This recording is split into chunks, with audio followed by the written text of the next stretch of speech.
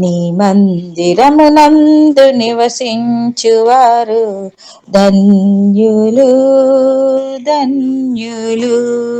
పరలోకంలో చేరుటకు రక్షణ గలవారే ధన్యులు. ప్రభు యేసు క్రీస్తు నందు మృతి నందు వారందరూ ధన్యులు.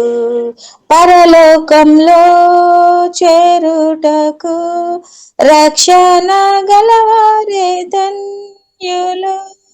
ప్రభు యేసు క్రీస్తు నందు మృతి నందు వారందరూ ధన్యులు. నీ మందిరమునందు నివసించువారు ధన్యులు ధన్యులు. చూచి నమ్ము వారి కంటే చూడక నమ్ము వారే ధన్యులు. ప్రియ సోదరా ప్రియ సోదరి నిరీక్షణ నుంచుము. చూచు నమ్ము వారి కంటే చూడక నమ్ము వారే ధన్యులు. ప్రియ సోదరా ప్రియ సోదరి నిరీక్షణ నుంచుము. నీ మందిరమునందు నివసించువారు ధన్యులు ధన్యులు. రెండు వాక్య భాగంలో మనం చదువుకొని, ఒకటి పాత నిబంధనం నుంచి ఇంకోటి కొత్త నిబంధనం నుంచి అది చదివిన తర్వాత మనం ముందుకు వెళ్దాము. నాతో పాటు మా చర్చ్ మెంబర్ గారు సహోదరి దివ్య గారు ఉన్నారు. నేను కొన్ని స్లైడ్స్ కూడా చూపిస్తాను. ఆ స్లైడ్స్ మనం చూస్తూ మనం ముందుకు వెళ్దాం. మొదటిగా సామెతల గ్రంథం 10వ అధ్యాయం 7వ వచనం. సామెతల గ్రంథం 10వ అధ్యాయం 7వ వచనం ఎవరు చదువుతారమ్మా? మొదట్లో ప్రైజ్ ది లార్డ్ అమ్మా. సామెతల గ్రంథం 10వ అధ్యాయం 7వ వచనం. నీతిమంతుని జ్ఞాపకం చేసుకుంటా ఆశీర్వాదకరమగును, భక్తిహీనుల పేరు అసహ్యత పుట్టించును. నీతిమంతులని జ్ఞాపకం చేసుకుంటుట అది ఆశీర్వాదంతో కూడిన అనుభవం అని ఎంతో చక్కగా లేఖనం సెలవిస్తున్నది. అలాగే కొత్త నిబంధనం వాక్య భాగము 2వ అధ్యాయం 1 పేతురు 2వ అధ్యాయం 9వ వచనం. 1 పేతురు 2వ అధ్యాయం 9వ వచనం.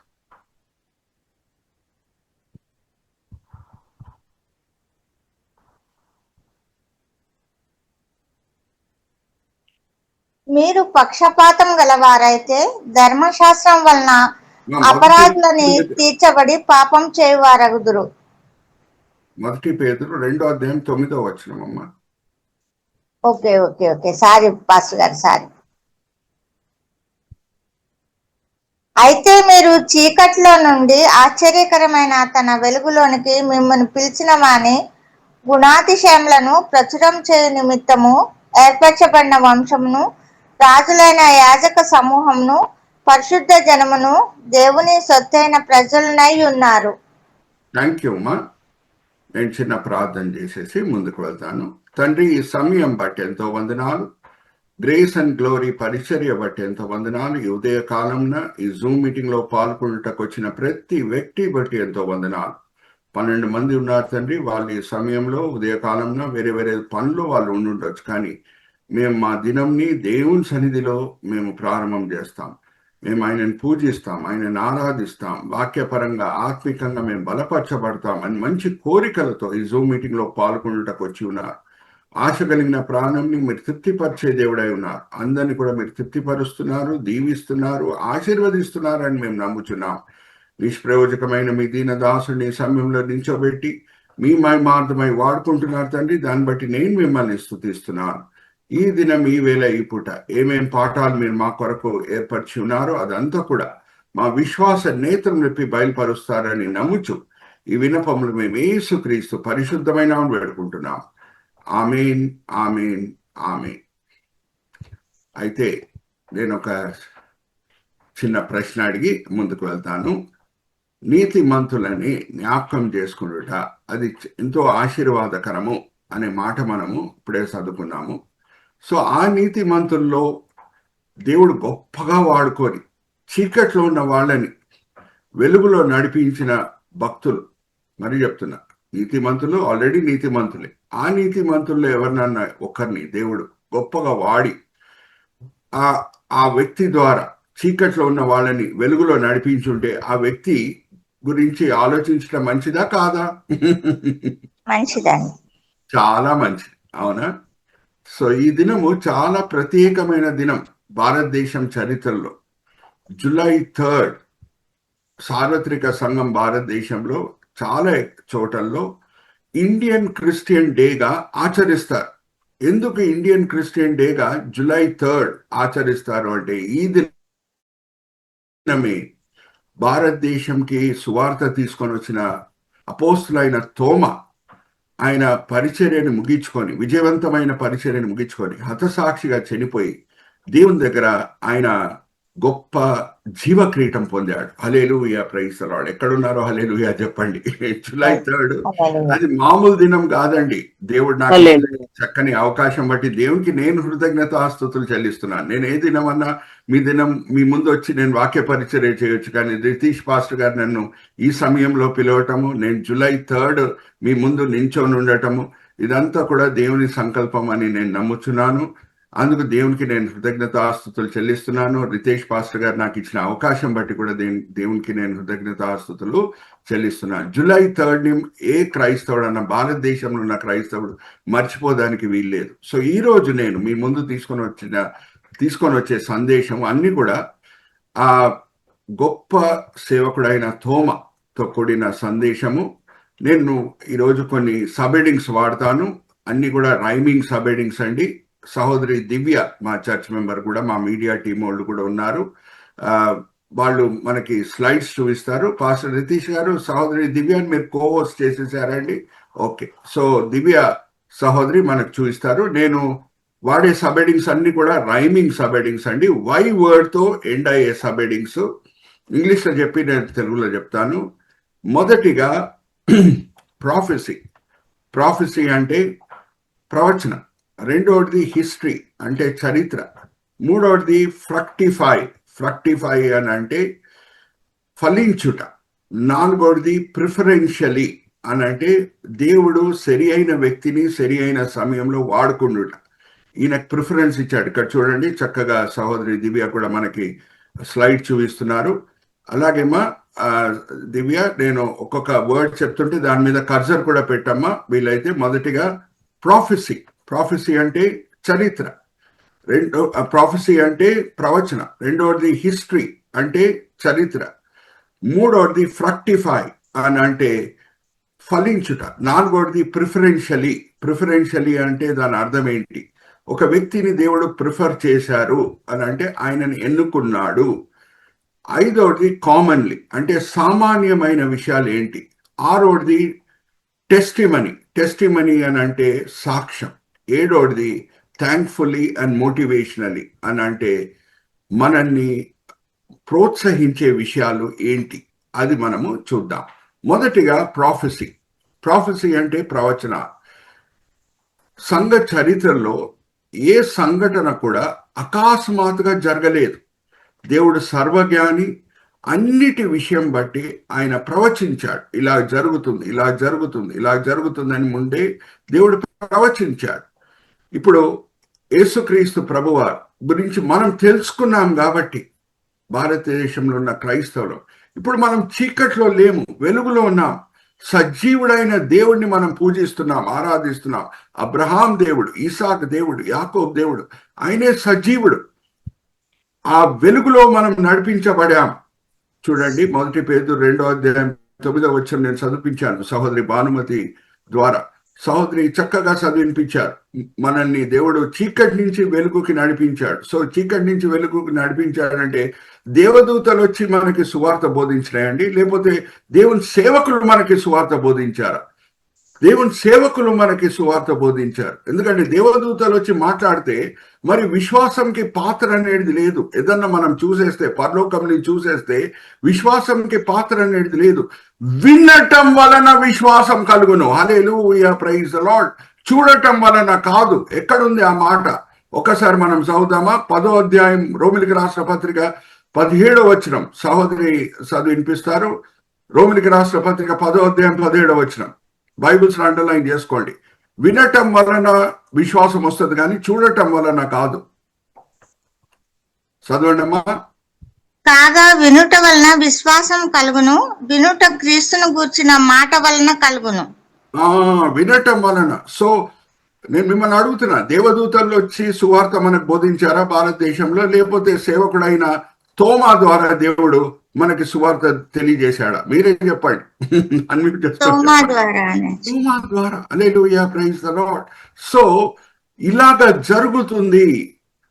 చీకట్లు ఉన్న వాళ్ళు వెలుగులో నడిపింపబడతారు. యేసుక్రీస్తు ప్రభు వారితో కూడిన సువార్త, రక్షణ సువార్త ప్రజలని చీకటి నుంచి వెలుగుకు తీసుకొని వస్తుంది అనే మాట ఎక్కడ ప్రవచించబడింది ఒక్కసారి మనం చూద్దామా? ఇక్కడ చూడండి, రైట్ సైడ్ పిక్చర్ లో సిమియోన్ అనే ప్రవక్త యేసుక్రీస్తు ప్రభు శిశువుగా ఉన్నప్పుడు చేతిలో ఎత్తుకొని పలికిన ప్రవచన ఏంటి? ఒక్కసారి ఈ వాక్య భాగం కూడా నేను సహోదరి భానుమతితో చదివిస్తాను. అమ్మా, లూకాసు వార్త 2వ అధ్యాయం 32వ వచనం చదవమ్మా. లూకాసు వార్త 2వ అధ్యాయం 32వ వచనం. ఎప్పుడు యోసేపు మరియా యెరూషలేంకి శిశువు అయిన యేసుని ఆలయంకి తీసుకొని వెళ్ళారో అక్కడ సిమియోన్ అనే ప్రవక్త ఆ శిశువుని చేతిలో తీసుకొని చెప్పిన మాటలు ఏంటి? చదవమ్మా. నాదా, ఇప్పుడు నీ మాట చెప్పిన సమాధానంతో నీ దాసుని పోనిచ్చుచున్నావు. అన్యజనులకు నిన్ను బలపరచుటకు వెలుగుగాను, నీ ప్రజలైన ఇశ్రాయేలునకు మహిమగాను నీవు సకల ప్రజల ఎదుట సిద్ధపరిచిన నీ రక్షణ నేను కన్నులారా చూచితిని. కన్నులారా నేను చూచితిని. ఈ శిశువు ఎవరు? ఈయన ద్వారా నువ్వు అన్యులకి వెలుగు చూపించబోతున్నావు. అలాగే వేరే ఎక్కడెక్కడ ఉంది అది కూడా మనం చూద్దాం. యేసుక్రీస్తు ప్రభువారు అన్యులకి వెలుగై ఉంటాడు, రక్షకుడై ఉంటాడు, యూదులకే కాదు అనే మాట ఎక్కడెక్కడ ఉంది అది కూడా ఇంకొక వాక్య భాగం నేను చదివించేసి ముందుకు వెళ్తాను. అమ్మా, కీర్తన గ్రంథం 98 2-3 వచనాలు కూడా చదవమ్మా. కీర్తన గ్రంథం 98 2-3 వచనాలు. యెహోవా ఆశ్చర్య కార్యములు చేసి ఉన్నాడు, ఆయనను గూర్చి కొత్త కీర్తన పాడుడి. ఆయన దక్షిణ హస్తము, ఆయన పరిశుద్ధ బాహువు ఆయనకు విజయం కలుగజేసి ఉన్నది. యెహోవా తన రక్షణను వెల్లడి చేసి ఉన్నాడు, అన్యజనుల ఎదుట తన నీతిని బయలుపరిచి ఉన్నాడు. అన్యజనులని ఆయన విడిచిపెట్టట్లేదు. Hallelujah, praise the Lord. రక్షకుడైన యేసు అందరి కొరకు వెలుగై ఉండుటకు వచ్చి ఉన్నాడు. Hallelujah, praise the Lord. Are you all understanding? So ఒక దినము తోమా వచ్చాడు అని అంటే అది అకస్మాత్తుగా జరిగిన సంఘటనలు కాదు, అది అకస్మాత్తుగా జరిగిన విషయం కాదు, దాంతో కూడిన ప్రవచనాలు ఉన్నాయి. సో మనం ఎప్పుడు కూడా దేవుడు ఏమై ఉన్నాడో దాన్ని బట్టి ఆయన ఆరాధించడం మనం నేర్చుకోవాలండి. నేను అనేక సార్లు మీ ముందు వచ్చి వాక్య పరిచర్య చేశాను. మరి మీకు ఇంకొక విషయం గుర్తు చేస్తున్నాను. దేవుడు మనకు అప్పచెప్పిన అన్నిటికంటే ప్రాముఖ్యమైన పరిచర్య ఏంటంటే ఆయనను ఆరాధించే పరిచర్య. ఎందుకంటే ఆరాధన శాశ్వతమైన పరిచర్య. వేరే పరిచర్యలు కూడా ఉన్నాయి, స్వస్థపరిచే పరిచర్య లాంటివి ఉన్నాయి. కానీ నేను మిమ్మల్ని అడుగుతున్నామా, నా ప్రశ్నకి జవాబు ఇవ్వండి. పరలోకంకి వెళ్ళిన తర్వాత అక్కడ ఏమైనా స్వస్థపరిచే పరిచర్య ఉంటుందమ్మా? ఎవరైనా రోగిలు ఉంటారమ్మా? అడుగుతున్నా మిమ్మల్ని. ఉండరు. మన సమయం అంతా కూడా దేవుణ్ణి ఆరాధించటంలోనే మనం గడపబోతున్నాం. సో దేవుణ్ణి ఆరాధించే విషయంలో దేవుడు మన జీవితంలో కుమరించిన దీవెనలు బట్టి ఆయనను ఆరాధించడం మంచిదే. కానీ అన్నిటికంటే శ్రేష్టమైన ఆరాధన ఏమై ఉన్నదంటే మన దేవుడు ఏమై ఉన్నాడో దాన్ని బట్టి ఆయనను ఆరాధించడం మనం నేర్చుకోవాలి. ఆయనలో ఉన్న మంచి విషయాలు బట్టి, ఆయనలో ఉన్న మంచి గుణముల బట్టి ఆయనను ఆరాధించడం మనము నేర్చుకోవాలి. సో ఆయనలో అనేక మంచి గుణములు ఉన్నాయి. దాంట్లో ఒకటి ఏంటంటే ఆయనంత సర్వజ్ఞాని ఎవరు లేరు. అందుకే జ్ఞానం బట్టి పౌలు భక్తుడు ఎంత చక్కగా దేవుని ఆరాధిస్తున్నాడు ఒకసారి మనం చూద్దామా? రోమిలికి రాసిన పత్రిక 11వ అధ్యాయం 33వ వచనం నుంచి చివరి వచనం వరకు చదవమా. దేవుని జ్ఞానం ఎంత గొప్పదో దాన్ని బట్టి పౌలు భక్తుడు ఎలాగ దేవుని ఆరాధిస్తున్నాడో రోమిలికి రాసిన పత్రిక 11వ అధ్యాయం 33వ వచనం నుంచి చదవమా. ఇప్పుడు నేను అది చదివించిన తర్వాత ప్రవచనం గురించి మరి కొన్ని విషయాలు మీతో పంచుకుంటాను.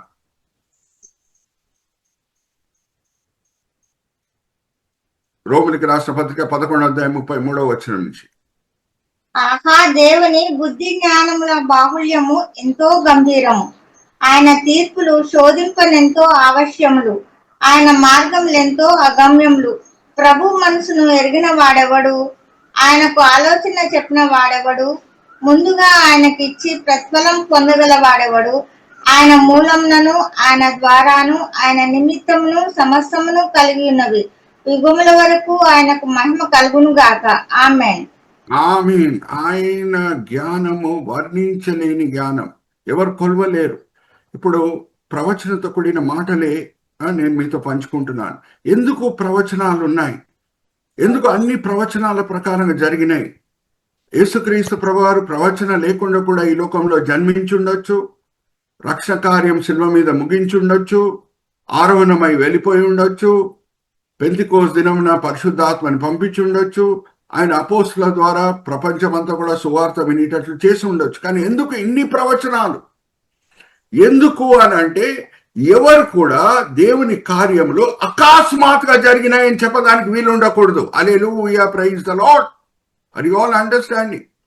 అమ్మా, ఇవన్నీ కూడా ప్రవచనాలు లేకుండా ఉంటే జరిగితే కొంచెం మంది ఏమని చెప్పగలుగుతారంటే ఇది అకస్మాత్తుగా జరిగిందండి, దీంట్లో దేవుని చేయి ఉందని మీరు ఎలాగ చెప్పగలుగుతారు అని వాదిస్తారు.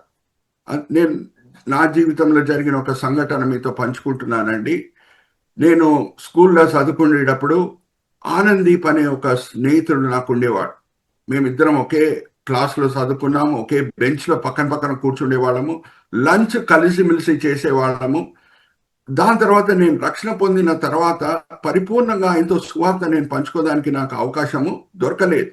అయితే నేను ప్రార్థన చేస్తున్నాను, ప్రభువా నిన్ను తెలుసుకున్న తర్వాత నా స్నేహితుడైన ఆనందీప్తో నేను పరిపూర్ణంగా సువార్త పంచుకున్నకు నాకు అవకాశం దొరకలేదు ప్రభువా, నాకు ఒక అవకాశము నువ్వే తీసుకొని రా నా జీవితంలో.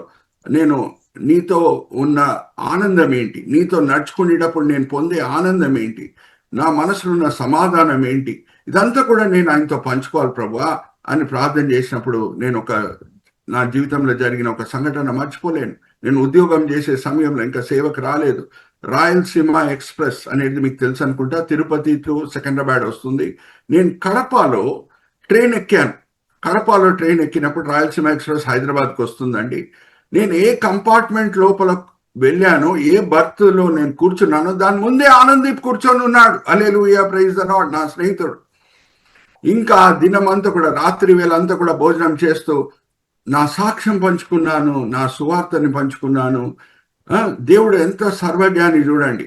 అదే ఆనందీపు నాకు ఎక్కడో ఒక బజార్లోనో ఏదో ఒక దుకాణంలోనో నాకు కలిసి ఉంటే నేను సువార్త పంచుకునేటప్పుడు బహుశా ఆయన వేరే పనుల్లో ఉండొచ్చు. ఆ సమయంలో ఆయన చెప్తుండొచ్చు, నేను తర్వాత మాట్లాడతాను సురేష్, నేను ఇంకొక పనికి వెళ్ళాలి, నేను ఇంటికి వెళ్ళాలి, అది ఇది అని నాకు చెప్పొచ్చు. కానీ ట్రైన్లో నా ముందు కూర్చొని నా దగ్గర నుంచి తప్పించుకోవడానికి వీలుందా అడుగుతున్నా. చెప్పండి, అడ్మిట్ చేసుకొని చెప్పండి.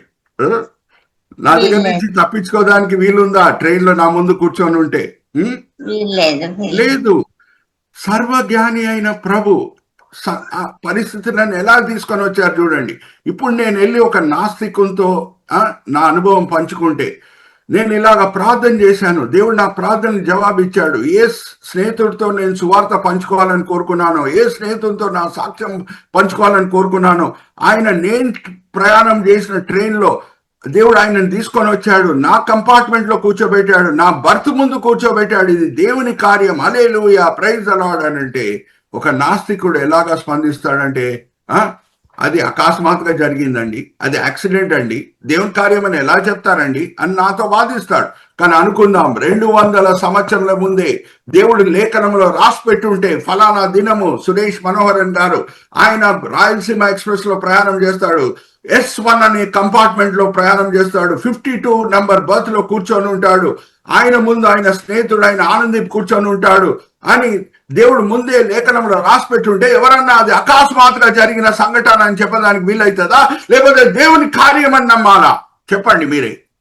దేవుని కార్యం అని నమ్మాలి. అందుకే అన్యులు యేసుక్రీస్తు ప్రభువారిని నమ్మి చీకటి నుంచి వెలుగుకి నడిపింపబడతారనే మాట ముందే ప్రవచింపబడింది. Hallelujah, praise the Lord. Are you all understanding? So Thoma ఇక్కడ రావటం అకస్మాత్తుగా జరిగిన సంఘటన కాదు, ముందే ప్రపంచమంతా కూడా, యూదులే కాదు ప్రపంచమంతా కూడా యేసుక్రీస్తు ప్రభు అని తెలుసుకుంటారు, ఆయన అందరికీ వెలుగై ఉంటాడు అనే మాట ముందే ప్రవచింపబడింది. Are you all understanding? So ఇప్పుడు మనము రెండో స్లైడ్కి వెళ్దాము. అదేంటంటే చరిత్ర 52 ADలో. ఇప్పుడు చూడండి, సహోదరి దివ్య మనకి రెండో స్లైడ్ చూపిస్తారు. హిస్టరీ ఇక్కడ చూడండి. కేరళ అనే భారతదేశంలో ఉన్న రాష్ట్రం, అక్కడ కొడన్గలూర్ అనే ప్లేస్, ఇక్కడ చూడండి కొడన్గలూర్ అనే, నేను ఎల్లో మార్క్స్ పెట్టి సహోదరి దివ్య కూడా ఎన్లార్జ్ చేసి చూపిస్తున్నారు చూడండి. వెరీ గుడ్ టెక్నికల్ కోఆర్డినేషన్ అమ్మా. కొడన్గలూర్ అనే ప్లేస్ కి మొదటిగా తోమా వచ్చి అక్కడ మొదటి సంఘం ఆయన స్థాపించాడు. 52 ADలని ఆ సంవత్సరమే తోమా వేరే 2 సంఘాలు కూడా స్థాపించాడు. పరవూర్ అనే ప్లేస్, ఇక్కడ చూడండి పరవూర్ అనే ప్లేస్ ఉంది, అది కూడా సహోదరి ఎన్లార్జ్ చేసి చూపిస్తున్నారు. అలాగే అమ్మ కింద రామ, క్విలాన్ అనే చోట, ఎక్కడెక్కడ నేను ఎల్లో మార్క్స్ పెట్టానో అక్కడంతా కూడా తోమా ఎప్పుడో భారతదేశంకి వచ్చాడో 52 AD, ఆ మొదటి సంవత్సరంలోనే దేవుని మీద ఆధారపడి, దేవుని శక్తి మీద ఆధారపడి, దేవుని నడిపింపు చేత 3 సంఘాలు స్థాపించాడు. హల్లెలూయా, ప్రైజ్ ది లార్డ్. దాని తర్వాత కేరళలో మనం గమనిస్తే, పాస్టర్ రితీష్ గారు కేరళ మనిషి, హల్లెలూయా, ప్రైజ్ ది లార్డ్. ఈ విషయం బట్టి చాలా అతిశయిస్తుంటారు, ఎందుకంటే మొదటిగా సువార్త కేరళలో ప్రకటింపబడింది. దాని తర్వాత ఇక్కడ చూడండి వేరే ఎక్కడెక్కడ సంఘాలు స్థాపించబడినాయి అంటే, పైన కొడంగలూరు పైన పలయూర్ అనే ప్లేస్ లో స్థాపింపబడింది. తర్వాత కోకమంగళం అనే చోటలో స్థాపింపబడింది. చూడండి ఎంత చక్కగా సహోదరి కూడా కర్సర్ పెట్టి చూపించడానికి ప్రయత్నిస్తున్నారు. దాని తర్వాత మా కిందకు వచ్చేమా దివ్య, వేరే ఎక్కడెక్కడ స్థాపింపబడింది కేరళలో తోమా చేత పరిచర్య. మా కిందకు రామా, ఇక్కడ చూడండి నిలక్కల్ అనే ప్లేస్ లో, దాని తర్వాత నిరానం అనే ప్లేస్ లో, ఇక్కడంతా కూడా దేవుని చేత గొప్పగా వాడబడి సువార్త నాటబడింది. హల్లెలూయా, ప్రైజ్ ది లార్డ్. ప్రజలు చీకటి నుంచి వెలుగుకి నడిపింపబడారు. సో 52 ADలో ప్రయాణం అయిన పరిచర్య, ఆర్ ప్రయాణం ప్రారంభమైన పరిచర్య, ఆర్ మొదటి అడుగు వేసిన సమయం 52 AD నుంచి 72 AD వరకు 20 సంవత్సరాలు నమ్మకంగా అన్ని పరిస్థితుల్లో, కష్టమైన పరిస్థితుల్లో, అనుకూలమైన పరిస్థితుల్లో, అన్ని పరిస్థితుల్లో సువార్త బోధిస్తూ ఇంకా దక్షిణం వైపు ఉన్న వేరే రాష్ట్రాలన్నిట్లో కూడా తోమా ఎక్కువ వరకు వెళ్ళి సువార్త బోధించి చివరిలో 72 AD, నెక్స్ట్ స్లైడ్కి మనం వెళ్దామమ్మా. 72 AD ఇక్కడ చూడండి, ఆయన ప్రార్థన చేస్తుండగా వెనకాల వచ్చి ఎవరో ఈటతో ఆయనని పొడుస్తున్నారు. మైలాపూర్ అనే ప్రాంతం తమిళనాడులో, ఇక్కడ చూడండి చక్కగా సహోదరి ఎన్లార్జ్ చేసి చూపిస్తున్నారు. మైలాపూర్లో ఆయన హతసాక్షిగా చనిపోయి దేవుని దగ్గర ఆయన జీవక్రీటము పొందాడు. ఎవరెవరు హతసాక్షులుగా చనిపోతారో వాళ్ళకి దేవుడు ఏమిస్తాడంట? జీవక్రీటం. 5 క్రీటాలు ఉన్నాయండి లేఖనంలో మనం చూస్తే. అక్షయ క్రీటం, అతిశయ క్రీటం, మహిమ క్రీటం, నీతి క్రీటం, దాని తర్వాత జీవ క్రీటం. క్రీటంల గురించి ఒక దినము ఫుల్ 1 hour మీతో ప్రసంగిస్తాను మీ ముందు నించొని.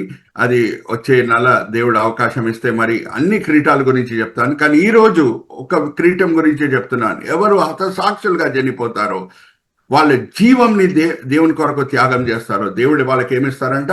జీవక్రీటం. ఎక్కడుంది? హతసాక్షులకు దేవుడు జీవక్రీటం ఇస్తాడనే మాట ఒకసారి సహోదరి భానుమతితో ఈ వాక్య భాగం చదివిస్తున్నాను.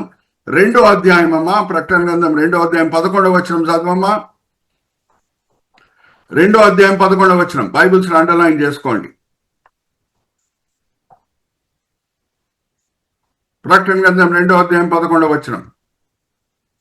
సంఘములతో ఆత్మ చెప్తున్న మాట చెవిగలవాడు వినను గాక, జయించువాడు 2వ మరణం వల్ల ఏ హాని చెందాడు.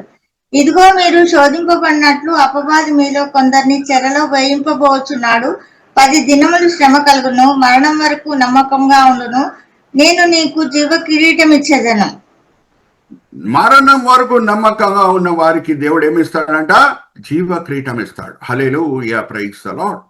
చివరి గడియ వరకు నమ్మకంగా పరిచర్య చేసిన తోమా దేవుని చేతిలో ఆయన జీవ క్రీటం పొందాడనే విషయం బట్టి మన మనసులో ఏ సందేహము అవసరం లేదు. Are you all understanding? So గొప్ప పరిచర్య 52 ADలో ప్రారంభమైంది. 72 ADలో ఆయన హతసాక్షిగా చనిపోయాడు. అయితే జాగ్రత్తగా వినండి.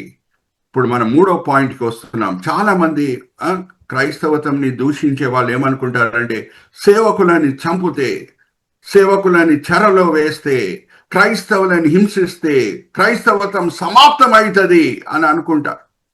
కానీ దేవుడు సర్వశక్తి దేవుడు. హల్లెలూయా, ప్రైజ్ ది లార్డ్. హతసాక్షుల రక్తమే సంఘంకి పునాది అయి ఉన్నది. హల్లెలూయా, ప్రైజ్ ది లార్డ్. ఎక్కడుందమ్మా మాట? సహోదరి భానుమతితో ఈ వాక్య భాగం చదివిస్తాను. అమ్మా, యోహాను సువార్త 12:24 చదవమ్మా. సహోదరి దివ్య అక్కడ చూడండి, విస్తారమైన పంట మీద ఆమె కర్జర్ పెట్టి చూపిస్తుంది, ఆర్ ఎన్లార్జ్ చేస్తుంది. 12:24 యోహాను సువార్త. గోధుమ గింజ భూమిలో పడి చావకుండున ఎడల అది ఒంటిగానే ఉండును, అది చచ్చిన ఎడల విస్తారంగా ఫలించును. విస్తారంగా ఫలించును. దుష్టులు ఏమనుకుంటారంటే, సేవకులని చంపితే, సేవకులని చెరలో వేస్తే క్రైస్తవత్వం సమాప్తం అయిపోతుందని. కాదు, మనల్ని దుష్టుని ఎంత హింసిస్తే సంఘం అంతగా విస్తరిస్తుంది. హల్లెలూయా, ప్రైజ్ ది లార్డ్. పాత నిబంధన నుంచి మనం గమనిస్తే దేవుని పిల్లలని, దేవుని ప్రజలని ఎవరన్నా హింసిస్తే దేవుని ప్రజలు విస్తరించారనే మాట ఉన్నది. పాత నిబంధనలో ఇజ్రాయెల్ దేశంకి ఇవ్వబడిన పేరేంటి? సంఘము. ఎక్కడుంది? ఇజ్రాయెల్ దేశంకి పేరు సంఘం అని ఇవ్వబడిందని లేఖనంలో ఎక్కడుంది? ఒక్కసారి ఈ వాక్య భాగం కూడా నేను చదివిస్తున్నాను సహోదరి భానుమతి చేత. మా అపోస్తల కార్యం 7:37 చదవమ్మా. అపోస్తల కార్యం 7:37 బైబిల్స్ అండర్లైన్ చేసుకోండి. ఎక్కడ సంఘం అనే మాట వాడబడింది ఇజ్రాయెల్ దేశంని వర్ణించుటకు? అపోస్తల కార్యం 7:37 బైబిల్స్ అండర్లైన్ చేసుకోండి. కాబట్టి ఒక ప్రవక్తను దేవుడు మీ సహోదరుల్లో మీకు పుట్టించును అని ఇశ్రాయేలుతో చెప్పిన మోషే ఇతడే. కంటిన్యూ అమ్మా. సీనాయి పర్వతం మీద తనతో మాట్లాడిన దేవదూతతోనూ మన పితరులతోనూ అరణ్యంలోని సంగమందు ఉండి మనకిచ్చుటకు జీవవాక్యములను తీసుకున్న వాడితడే.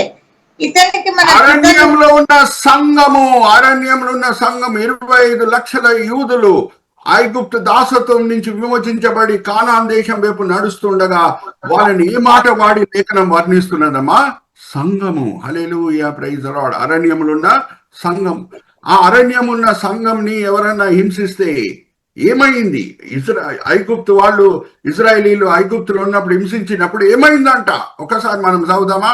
నిర్గమకాండం 1:12 చదవమ్మా భానుమతి. అందరు హల్లెలూయా చెప్పండి. సహోదరి వాక్య భాగం చదివినప్పుడు అందరు అన్మ్యూట్ చేసుకొని హల్లెలూయా చెప్పండి. నిర్గమకాండం 1:12 అయినను ఐగుప్తీయులు వారిని శ్రమ పెట్టిన కొలది వారు విస్తరించి ప్రబలిరి కనుక అరే, ఐగుప్తు ప్రజలు ఇజ్రాయేలీలను హింసించినప్పుడు వాళ్ళు ఇంకా వర్ధిల్లిరి అంట. హల్లెలూయా, ప్రైజ్ ది లార్డ్. అలాగే పౌలు భక్తుడిని చెరలో వేసినప్పుడు ఏం జరిగిందంట? ఫిలిప్పీయులకు రాసిన పత్రిక 1:14 ఇది కూడా బైబిల్స్ అండర్లైన్ చేసుకోండి. పౌలు భక్తుడు గొప్ప సేవకుడు. ఆయన చెరలో వేసేస్తే క్రైస్తవత్వం సమాప్తం అయిపోతుంది అని దుష్టులు అనుకున్నప్పుడు ఏం జరిగిందంట? పౌల్ని చెరలో వేసినప్పుడు ఫిలిప్పీయులకు రాసిన పత్రిక 1:14 చదవమ్మా. మరియు సహోదరులైన వారిలో ఎక్కువ మంది నా బంధకముల మూలంగా ప్రభువునందు స్థిర విశ్వాసం గలవారై నిర్భయంగా దేవుని వాక్యము బోధించుటకు మరి విశేష ధైర్యం తెచ్చుకొనిరి. హల్లెలూయా, ప్రైజ్ ది లార్డ్. నిన్ను చెరలో చూసినప్పుడు వాళ్ళకి పిరికితనం కలగలేదు, కానీ వాళ్ళకి ధైర్యం పుట్టిందంట. హల్లెలూయా, ప్రైజ్ ది లార్డ్. సువార్త ఇంకా బలంగా ప్రకటించుటకు. అరే, మా నాయకుడే చెరలో పడి ఉన్నాడు. మేము ఫ్రీగా ఉన్నాం కదా, మేము దేవునికి ఇంకా ఎక్కువగా లెక్కలు ఇచ్చుకోవాలి, మేము బలంగా సువార్త బోధిస్తామని ముందుకు సాగిరంట. Hallelujah, praise the Lord. Are you all understanding? అమ్మా, ఎప్పుడన్నా దుష్టులు మనల్ని హింసిస్తే కూడా మనం హల్లెలూయా, ప్రైజ్ ది లార్డ్ చెప్పాలి. ఎందుకంటే మనం శ్రమలకి గురి అయినప్పుడు దేవుని రాజ్యం ఇంకా విస్తరిస్తుంది. నేను మీ ముందు ఒక సంఘటన తీసుకొని వస్తున్నాను, మీరే చెప్పాలి. ఆ ఎవరో ఇద్దరు సేవకులు కొరడా దెబ్బలు తిన్నారు, సంఖ్యలతో బంధింపబడారు, చెరలో వేయబడారు. ఆ సమయంలో కూడా స్తుతి పాటలు పాడేటప్పుడు అక్కడ ఉన్న జైలు అధికారి మారు మనసు పొందుతున్నాడు, వచ్చి సాగిలపడుతున్నాడు. అయ్యలారా, రక్షణ పొందుటకు నేను ఏం చేయాలని అడుగుతున్నాడు. ఎవరి గురించి నేను మాట్లాడుతున్నానమ్మా? ఆ ఇద్దరు సేవకులు ఎవరమ్మా? ఆ కష్టమైన పరిస్థితిలో కూడా దేవుని స్తుతించిన గట్టి చెప్పాలి. పౌలు ప్రిస్కిల్లా అనుకుంటున్నాను. హల్లెలూయా, ప్రైజ్ ది లార్డ్. ఆ రోజు వాళ్ళు కష్టమైన పరిస్థితిలో కూడా స్తుతి పాటలు పాడిరు కాబట్టి ఏమైందమ్మా? జైలాధికారి ఆ రోజు ఏం సువార్త వినలేదు, వీళ్ళు నోరు విప్పి ఏం సువార్త ప్రకటించలేదు. కానీ వాళ్ళ శ్రమల్లో వాళ్ళు నమ్మకంగా ఉన్నప్పుడు అది ఆ జైలాధికారిని ప్రభు వైపు ఆకర్షించింది. సో శ్రమలకి గురి అయినప్పుడు ఆ సమయంలో కూడా పౌలు శీలా వలె మనం స్తుతి పాటలు పాడదాం. ఎందుకంటే ఇదంతా కూడా మనం నేర్చుకునే పాఠములు. రోమిలికి రాసిన పత్రిక 8వ అధ్యాయం 28వ వచనం ఏం సెలవిస్తున్నదమ్మా? అన్నీ సమకూడి మన మేలు కొరకే జరుగును. అన్నీ సమకూడి మన మేలు కొరకే జరుగును. ఓకే, ఇప్పుడు 4వ పాయింట్కి మనం వద్దాం.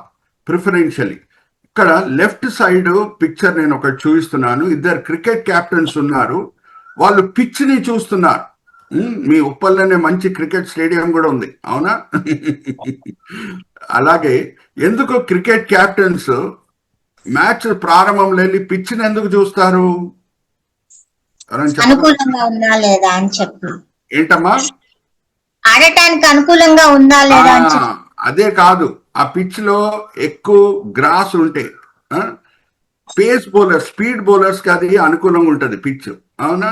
అక్కడ గట్టి ఎక్కువ ఉంటే. అలాగే అది డ్రైగా ఉంటే స్పిన్ బౌలర్స్ కి అది అనుకూలంగా ఉంటది. సో పిచ్ ఎలాగుందో దాని తగ్గట్టు వాళ్ళ టీం ని కూడా సెలెక్ట్ చేసుకుంటారు. అక్కడ గడ్డి ఉంటే పేస్ బౌలర్స్ అంటే స్పీడ్ బౌలర్స్ ని తీసుకుంటారు టీంలో, గడ్డి లేకుండా ఉంటే స్పిన్ బౌలర్స్ ని తీసుకుంటారు. అంటే దాని అర్థం ఏంటి? ఒక మంచి కెప్టెన్ పరిస్థితులు తగ్గట్టు ఆయన టీం ప్లేయర్స్ ని వాడుకుంటాడు. హల్లెలూయా, ప్రైజ్ ది లార్డ్.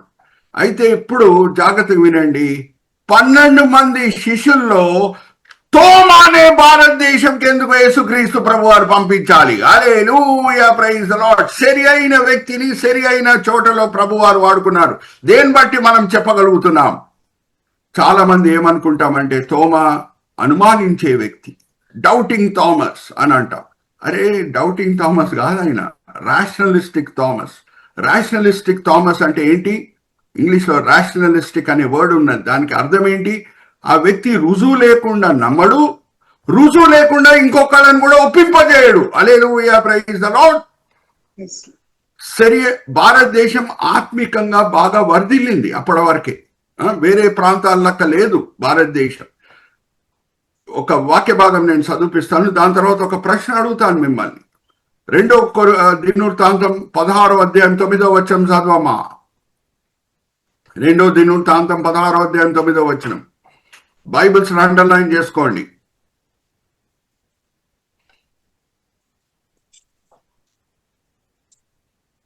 2వ దినవృత్తాంతం 16వ అధ్యాయం 9వ వచనం.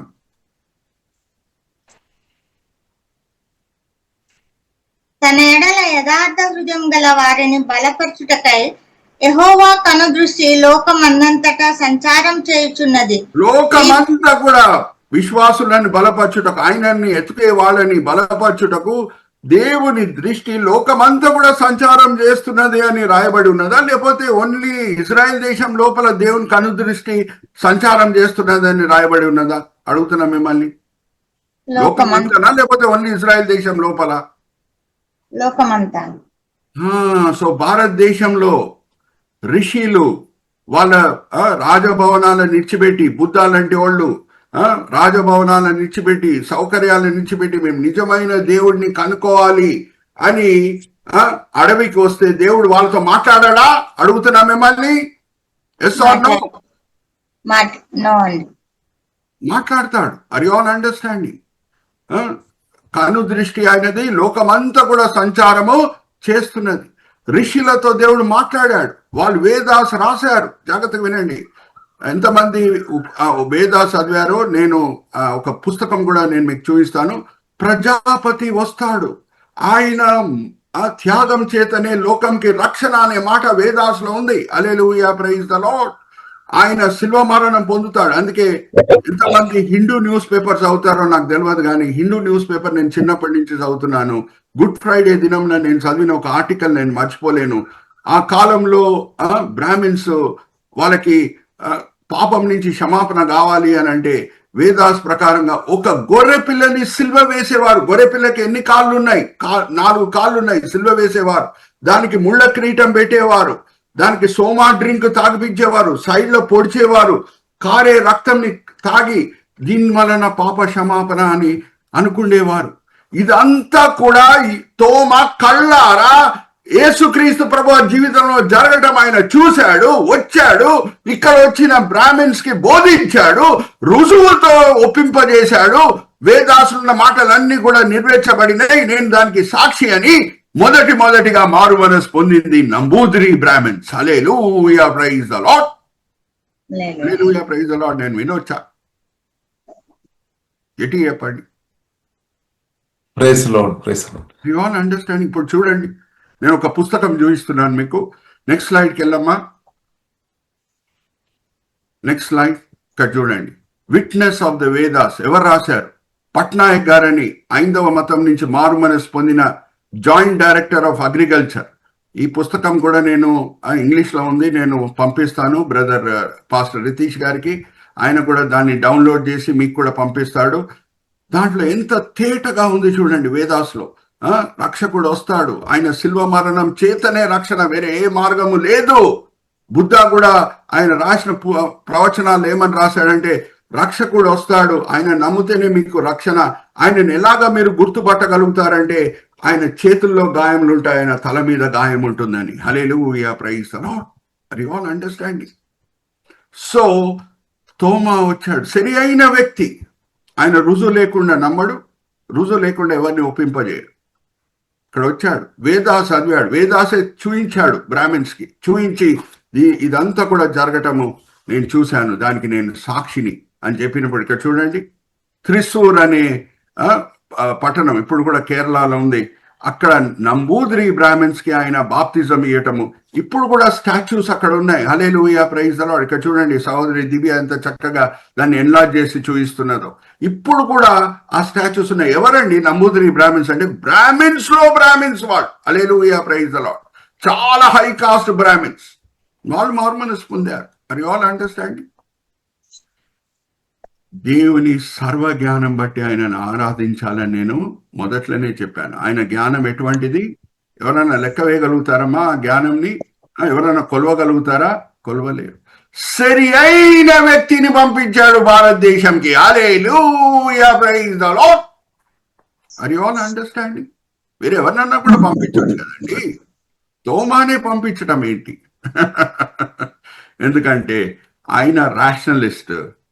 రుజువు లేకుండా ఏది నమ్మడు, రుజువు లేకుండా వేరేలను కూడా ఆయన ఒప్పింపజేయడు. Are you all with me? So మనం కూడా ఎవరితో అన్నా మాట్లాడితే, హిందూస్తో అన్నా ముస్లిమ్స్తో అన్నా, ఫస్ట్ ఒక కామన్ పాయింట్ మనం చూసుకోవాలి. పౌలు భక్తుడు కూడా విగ్రహారాధికుల ముందు నించోని ఏథెన్స్ పట్టణంలో ఆయన వాక్య పరిచర్య చేసే ముందు, ఆయన ముందు అందరు విగ్రహారాధికులే ఉన్నారు, కానీ ఆయన వాక్య పరిచర్య ఎలాగా ప్రారంభం చేస్తున్నాడో ఒకసారి మనం చూద్దామా? అపోస్తల కార్యం 17వ అధ్యాయం 22వ వచనం చదవమ్మా. అందరికి అర్థమయ్యే భాషలో కామన్లీ, అంటే కామన్ పాయింట్ ఏమైనా ఉందా అని మనం ఎతికి దాంతో మనం సువార్త బోధించటము ప్రారంభం చేయాలి. అన్యుల మధ్య నించున్నప్పుడు పౌలు భక్తుడు ఎలాగా ప్రారంభం చేస్తున్నాడు ఆయన ప్రసంగంని ఒక్కసారి తీయమ్మా. అపోస్తల కార్యం అందరు విగ్రహారాధికులే, ఏథెన్స్ పట్టణంలో ఉన్న వాళ్ళందరూ కూడా విగ్రహారాధికులే, కానీ ఎలాగా ప్రారంభం చేస్తున్నాడు ఆయన ప్రసంగంని ఒక్కసారి మనం చూద్దామా? అపోస్తల కార్యం 17వ అధ్యాయం 22-23 చదవమ్మా. పౌలు అరేయోపగు మధ్య నిలిచి చెప్పినదేమనగా, ఏథెన్స్ వారలారా, మీరు సమస్త విషయంలో అతి దేవతా భక్తి గలవారై ఉన్నట్టు నాకు కనబడుచున్నది. అరే, నేను భక్తి గలవారుగా మీరు కనిపిస్తున్నారు నాకు. ఆ? కనీసం మీరు నాస్తికులు కాదు, విగ్రహాలను పూజిస్తున్నారు అని అంటే దాని అర్థం ఏంటి? కనీసం దేవుడు ఉన్నారని మీరు నమ్ముతున్నారు. నేను ఎందుకు వచ్చాను? నిజమైన దేవుడు ఎవరు అని చెప్పుటకు వచ్చి ఉన్నాను. మీరు భక్తి గల వాళ్ళే. నేను మిమ్మల్ని ఒక ప్రశ్న అడుగుతున్నానండి. ఏ విగ్రహాధికులా, పనికిరాని వాళ్ళ అని ప్రసంగం స్టార్ట్ చేస్తుంటే అక్కడ ఎవరైనా వినేవాళ్ళు ఉంటారా, వెళ్ళిపోతారా? చెప్పండి మీరే. భక్తుడు పనికిరాని విగ్రహారాధికులా అని ప్రసంగం స్టార్ట్ చేస్తే అక్కడ ఎవరైనా కూర్చొని ఉంటాడు? ఇంకా చెప్పండి. ఉన్నాడండి. ఉన్నాడు. ఎంత చక్కగా ప్రారంభం చేస్తున్నాడు చూడండి. అందుకే ఒక భక్తుడు అన్నాడు ఇంగ్లీష్ లో, ఏమన్నాడు అని అంటే, you cannot cut the nose and ask somebody to smell the rose అని అన్నాడు. ఒక వ్యక్తి ముక్కు కోసి షారోన్ పుష్పం వాసన చూడు అంటే చూస్తాడా? చూడడు. Are you all understanding? So ఎలాగ మనం సువార్త పంచుకోవాలి, ఎలాగ మన సాక్ష్యం పంచుకోవాలి, లేఖనం మనకి నేర్పిస్తున్నది. తోమా వేదాస్నే వాడి బ్రాహ్మిన్స్ ని ఒప్పింపజేశాడు. అలాగే పేతురు కూడా ఏమంటున్నాడు, ఎవరన్నా వచ్చి మీలో ఉన్న నిరీక్షణ గురించి అడిగితే మీరు ఎందుకు పవిత్రమైన జీవితం జీవిస్తున్నారు? మన నిరీక్షణ వల్లనే మనం పవిత్రమైన జీవితము జీవిస్తున్నాం. ఎందుకు అలాగ జీవిస్తున్నారని అడిగినప్పుడు మనం ఎలాగ స్పందించాలంట? ఒకసారి తీయమ్మా, 1 పేతురు 3:15 తీయమ్మా. 1 పేతురు ప్రీవియస్ స్లైడ్కి వెళ్ళమ్మా దివ్య. 1 పేతురు 3:15. దానికి కావాల్సిన ఎన్లార్జ్ చేయమా, సైడ్ లో ఉంది చూడు. 1 పేతురు 3:15 చదవమ్మా భానుమతి. నిర్మలమైన మనస్సాక్షి కలిగిన వారై మీలో ఉన్న నిరీక్షణను గురించి మిమ్మును హేతు అడుగు ప్రతివానికి సాత్వికంతోనూ భయంతోనూ సమాధానం చెప్పుటకు ఎల్లప్పుడూ సిద్ధముగా ఉండి మీ సాత్వికముతో హల్లెలూయా, ప్రైజ్ ది లార్డ్. సాత్వికముతో. ఈ రోజు మనం విగ్రహారాధికులం కాదు. ఈ రోజు మనం పరిశుద్ధులము అని అంటే మన సొంత శక్తితో మనం పరిశుద్ధులం అయ్యామా, లేకపోతే యేసుక్రీస్తు ప్రభువాన్ని సొంత రక్షకుడుగా అంగీకరిస్తే మనం పవిత్రులం అయ్యామా? అడుగుతున్నా మిమ్మల్ని.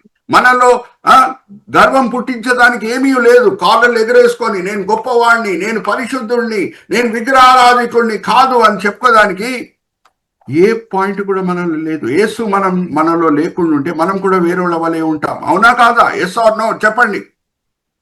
అవునండి. అవును. Are you all with me? So నిర్మలమైన మనస్సాక్షితో మనం సువార్త పంచుకునేటప్పుడు అన్యులతో ప్రేమతో సాత్వికంతో మనం పంచుకోవాలి. Are you all understanding? ఒక వ్యక్తి ముక్కు కోసి షారోన్ పుష్పం వాసన చూడు అంటే చూడాడు. Are you all with me? So నేర్చుకునే పాఠాలు ఎన్నో ఉన్నాయి. సో కామన్లీ అంటే ఏదో ఒక కామన్ పాయింట్ ని తీసుకొని మనము సాక్ష్యము పంచుకోవాలి, సువార్త పంచుకోవాలి. ఇంకా నెక్స్ట్ పాయింట్ కి మనం వెళ్దామమ్మా దివ్య. ఎప్పుడన్నా మీరు అన్యుల ముందు నించున్నప్పుడు మొదటిగా సువార్త కంటే ముందు సాక్ష్యం పంచుకోండి. జాగ్రత్తగా వినండి. లేఖనం అంతా కూడా పరిశుద్ధాత్మ ప్రేరేపణ వలన రాయబడటమే కాదు, లేఖనంలో ఉన్న క్రమం ఉంది చూడండి, దాని వెనకాల కూడా పరిశుద్ధాత్మ ప్రేరేపణ మనకి కనిపిస్తుంది.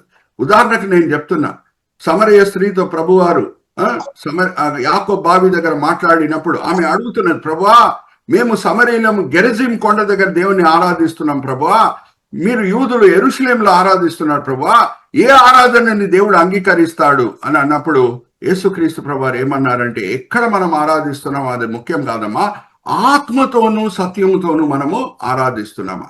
నేను అడుగుతున్నా మిమ్మల్ని, యేసుక్రీస్తు ప్రభువారు పలికిన మాటల్లో మొదట్లో ఆత్మ వస్తున్నదా, సత్యం వస్తున్నదా? చెప్పండి. ఆత్మ. పరిశుద్ధాత్మ దేవుని సహాయం ఉంటేనే మన ఆరాధనలో సత్యం కనిపిస్తుంది దేవుని దృష్టిలో. Are you all understanding? So లేఖనము పరిశుద్ధాత్మ దేవుని చేత రాయబడటమే కాదు, దాంట్లో ఉన్న క్రమం ఉంది చూడండి, దాని వెనకాల కూడా మనకు పరిశుద్ధాత్మ ప్రేరేపణ కనిపిస్తుంది. ఏ ముందు బి రాదు, బి ముందు సి రాదు, ఒక క్రమం, ఒక పద్ధతి కనిపిస్తుంది. సో ఆది సంఘ అపోస్తులు ఎలాగ వాళ్ళు దేవుని రాజ్యంలో ఎలాగ వాడబడే వాళ్ళంట. ఒకసారి దియమ్మా 8వ అధ్యాయం 25వ వచనం అపోస్తుల కార్యం. నేను దాని తర్వాత ఒక ప్రశ్న అడగబోతున్నాను మిమ్మల్ని. 8వ అధ్యాయం 25వ వచనం చదవమ్మా అపోస్తుల కార్యం.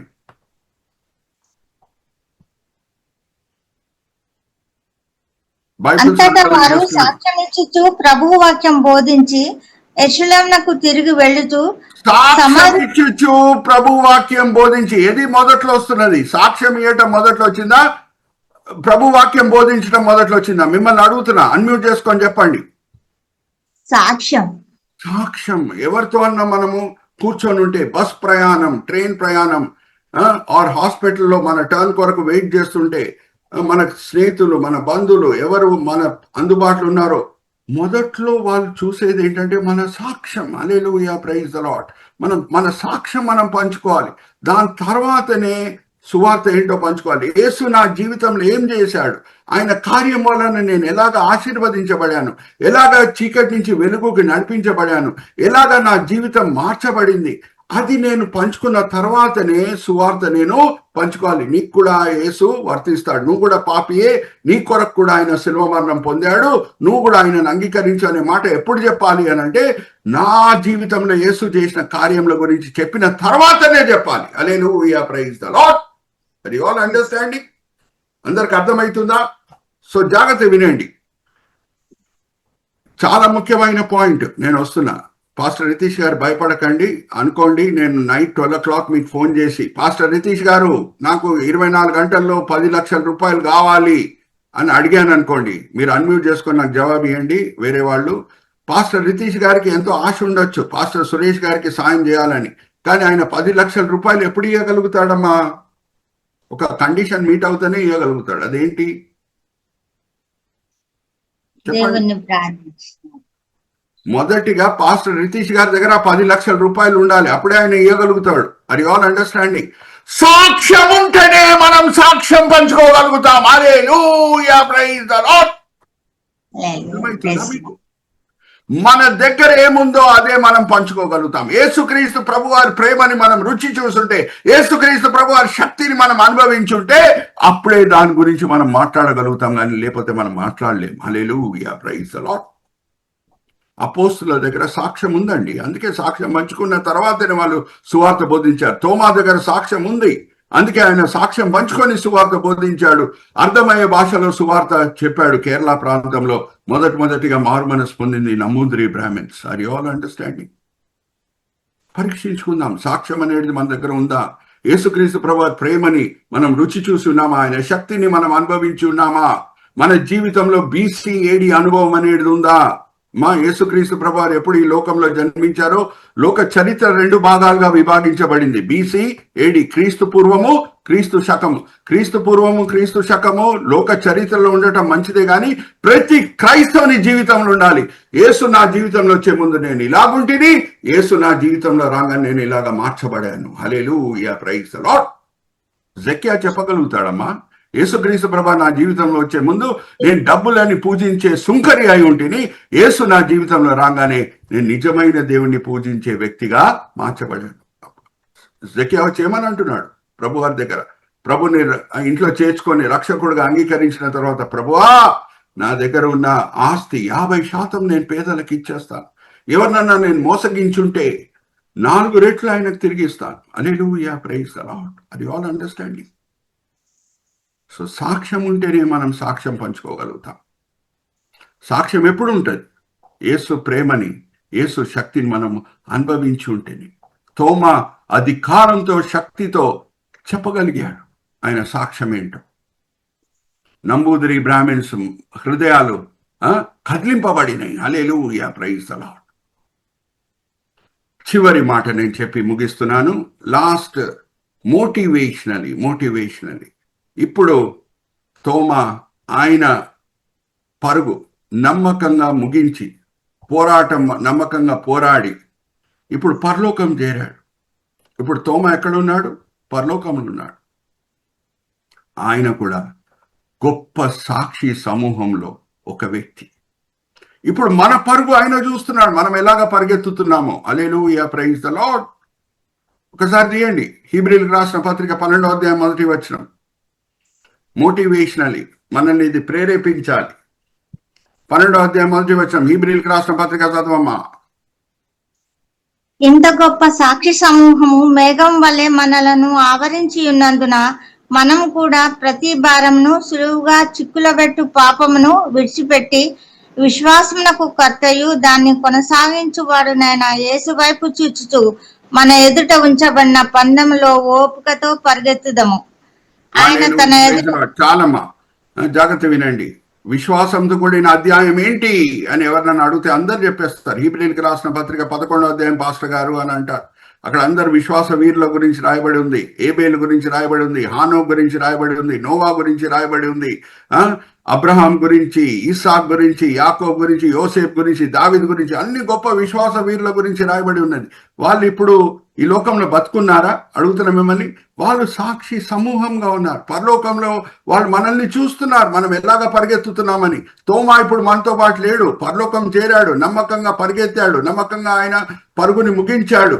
ఇప్పుడు ఆయన సాక్షి సమూహంలో ఉన్నాడు, మనల్ని చూస్తున్నాడు మనం ఎలాగా పరిగెత్తుతున్నామని. హల్లెలూయా, ప్రైజ్ ది లార్డ్.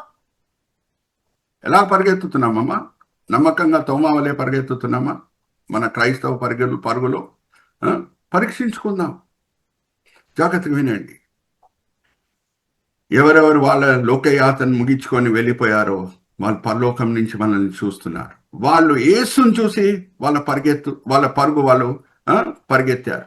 యేసువే మనకు మాదిరి. హల్లెలూయా, ప్రైజ్ ది లార్డ్. యేసువే మనకి మాదిరి. యేసుని చూసి వాళ్ళు పరిగెత్తారు. నమ్మకంగా చివరి గడియ వరకు దేవుని మహిమార్థమై జీవించారు. వాళ్ళ లోకయాత్రను ముగించుకున్నారు. వాళ్ళ జీవితం మనల్ని ప్రేరేపించాలి. హల్లెలూయా, ప్రైజ్ ది లార్డ్. మనం కూడా అలాగా పరిగెత్తుతున్నాము. మనం కూడా అలాగా చివరి గడియ వరకు నమ్మకంగా జీవిస్తున్నాం. అందుకే విశ్వాస వీరుల గురించి పౌలు భక్తుడు హీబ్రీయులకు రాసిన పత్రికలో రాస్తున్నాడు. Are you all with me? So motivationally అంటే తోమా జీవితం మనల్ని ప్రోత్సహిస్తుందా? Hallelujah, praise the Lord. ఈరోజు Indian Christian day, July 3rd. ఈరోజు ఒక్కరోజే కాదు. హతసాక్షుల జీవితం, విశ్వాస వీరుల జీవితం మనల్ని కూడా ప్రోత్సహించాలి. మనం కూడా సరైన మార్గంలో నడుచుకుంటుట. ఆర్ యు ఆల్ విత్ మీ? ఇక్కడ నేను ముగిస్తున్నాను. మరి ఒక్కసారి మనము రివైండ్ చేద్దాము. సహోదరి చూపిస్తున్నారు చూడండి. మనం ఈరోజు కవర్ చేసిన సబ్ హెడింగ్స్ ఏంటి? నాతో పాటు చెప్పండి ఇంగ్లీష్లో. మొదటిగా ప్రాఫెసీ అంటే ఏంటి? ప్రవచనాలు లేకుండా ఇది కూడా జరగలేదు. రెండోది హిస్టరీ అంటే చరిత్ర. మూడోది ఫ్రక్టిఫై అంటే ఫలించుట. ఆ మరణం వలన కూడా, హింసల వలన కూడా క్రైస్తవతము ఏం చేస్తుందమ్మా? ఫలిస్తుంది, ఇంకా విస్తరిస్తుంది. నాలుగోది ప్రిఫరెన్షియలీ, సరి అయిన వ్యక్తిని సరి అయిన చోటలో యేసుక్రీస్తు ప్రభు వారు వాడుకున్నారు. ఐదోది కామన్లీ అంటే ఎలాగా ఆయన సువార్త బోధించాడు. కామన్ పాయింట్స్ ని తీసుకొని మొదట్లో బ్రాహ్మిన్స్ దగ్గర వెళ్ళాడు తోమా. దాని తర్వాత టెస్టిమనీ మనం మొదట్లో పంచుకోవాలి. యేసు మన జీవితంలో ఏం చేశారో అది మనము చూపించాలి, నోటి ద్వారా మనం పలకాలి. మోటివేషనలీ అండ్ థ్యాంక్ఫుల్లీ అంటే విశ్వాస వీరుల జీవితము మనల్ని అందరినీ కూడా ప్రోత్సహించాలి, మనల్ని సరి అయిన దారిలో నడుచుకుంటుటకు. Are you all with me? So అందరికంటే ఎక్కువగా సంతోషించేది ఈరోజు పాస్టర్ రితీష్ గారు, ఎందుకంటే ఆయన కేరళకు చెందిన వ్యక్తి కాబట్టి. సో చిన్న ప్రార్థన చేసి నేను ముగిస్తున్నాను.